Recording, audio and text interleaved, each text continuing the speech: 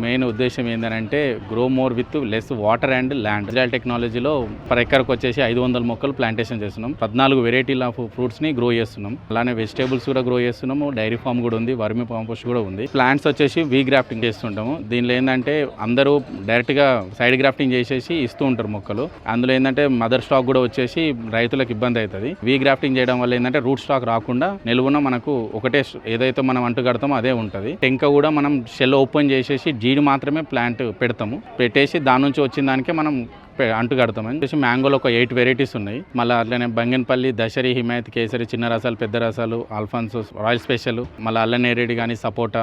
ఇది వచ్చేసి Konkan variety lemon. ఇది వచ్చి మెయిన్గా పికిల్ వెరైటీ. ఇది పర్ ఎకర్ వచ్చేసి 30 టన్స్ వరకు కూడా మనం ప్రొడక్షన్ తీసినాము. పికిల్కి ఎక్కువ జ్యూస్గా బాగా పనికొస్తుంది. వాటర్లోనే ఫర్టిగేషన్స్ అన్నీ ఇస్తుంటాము. ప్రతిరోజు కూడా న్యూట్రియంట్ ఇవ్వడం వల్ల మనకేమైందంటే ఫ్రూట్ అనేది హెల్దీగా, స్ట్రాంగ్గా, సైజ్ మంచిగా వచ్చి ఉంటుంది.